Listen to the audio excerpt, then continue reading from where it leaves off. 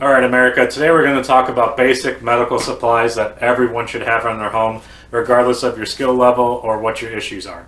So first we're going to start off with Band-Aids. So I keep my Band-Aids in this nice shoe box. It's easy to store, they fit easily because they're all rectangles and square packaging, and I have different kinds of shapes and sizes. I usually go with Dollar Tree, the Curad brand, but you can go with any brand you want. They all work just fine. You don't need anything fancy. You have some cool camel ones. I know they make ones for kids like superheroes and Disney and things like that. So you want to make sure you have plenty of Band-Aids. And on the same line, you want to make sure you have some gauze and alcohol pads. The gauze will, if you run out of Band-Aids, can also use that, or kind of more wider, bigger areas. The alcohol prep pads, obviously along the lines of making sure you clean that cut or scrape to prevent any infections, because you don't want any infections becoming bigger issues down the road, especially if medical help is not readily available. Along those same lines, you have, your antibacterial ointment cream, your Neosporins. This is just a off-brand, but you also want to make sure you have plenty of that as well. Another thing that's good is anti-itch cream, kind of hydrocortisone cream, things like that. Especially if you live near wooded areas, run through some poison ivy or things like that, or have itches and rashes and irritations that you don't want to become worse, throw some cream on them, help prevent them from itching and dealing with that issue as well. So Band-Aids are cheap, plentiful supply, store easy. Make sure you have plenty of Band-Aids because you don't want those cuts and scrapes to becoming bigger issues down the line. Alright, next item we're going to talk about is over-the-counter pain medication. So here I have some acetaminophen, so this would be like your Tylenol. This is just some off-brand. Same thing with ibuprofen. This would be more of like your Advil, Aleve type stuff. I don't have aspirin with me, but that would be another good one too. Obviously, if after a storm, grid down, not access to medical supplies, you're going to be doing a lot more work. Might tweak something. You might have an ongoing medical issue, and doing work's just going to make it worse. So you want some basic pain relief to help you out throughout your day. So make sure you have plenty of these. Along those same lines, if you have allergies, you're going to be doing a lot of work outside.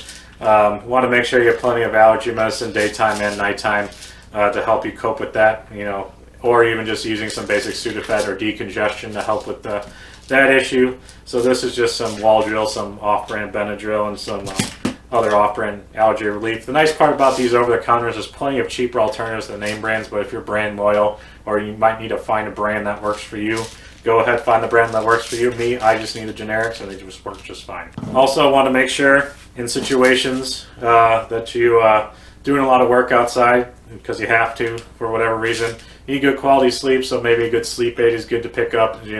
This is the Wall Sleep Z. This is the Walgreens off-brand.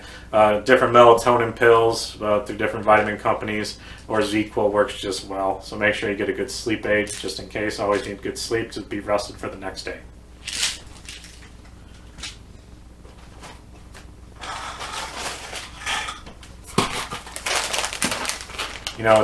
Right now it's early November, so cold and flu seasons are right around the corner, or here for a lot of us. So you're going to want to make sure you get your over-the-counter cold flu meds. This is the pill, but they also have plenty of liquid, your ZQLs, your NyQuils. This is just the Kirkland brand. Cold and flu, cough medicine, Motrin, Dimetapp, things like that.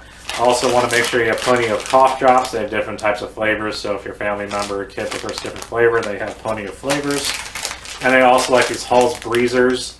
These kind of help with itchy, sore throats.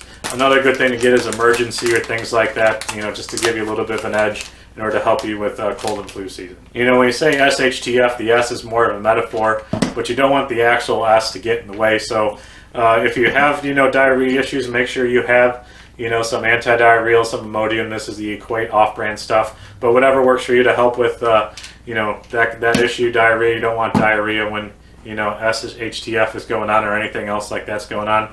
And on the flip side, if you're constipated because maybe your meal preps, are causing that or whatever the issue is, make sure you have a laxative so it can help you, just in case it's trouble going out or trouble staying in.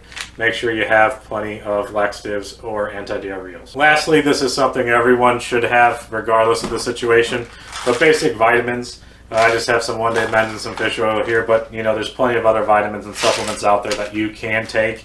The one thing about these, if you're in a grid down SHTF or after a hurricane or something, you have your meal preps, but they might not have all the nutrition that you need properly in order to survive for a long extended period of time. So having these vitamins can help supplement that in order to get the nutrients you need, keep yourself energized and feeling good so you can do more things down the road until that help finally gets there. So that kind of rounds out the basic medical stuff that everyone should need. Obviously, depending on where you live, you might consider basic or not. Some things I don't consider basic are like trauma kits or these tourniquets. These have their place and everyone should have and know how to use them. I just wouldn't call them basic, because if you're needing to use this, you don't have a basic problem. So that's why I didn't include trauma kits or tourniquets or things like that in there as well. Another thing I didn't include as basic is prescription medicines, because obviously you need a doctor to prescribe that for you. And if you need a prescription drug, odds are you have a bigger medication that's not, over-the-counters can't fix or maintain or treat. So you're going to need to work with your doctor, maybe try to get a 90-day refill as opposed to the 30-day, even though you might have to pay out of pocket for that because the insurance company probably wants you to take 30 if you can only need 30. So obviously work with your doctor accordingly, especially if you're in hurricane season, tornado alley, things like that, where you might have to be displaced or go without a pharmacy for a long extended period of time. So make sure you work with your doctor accordingly on that.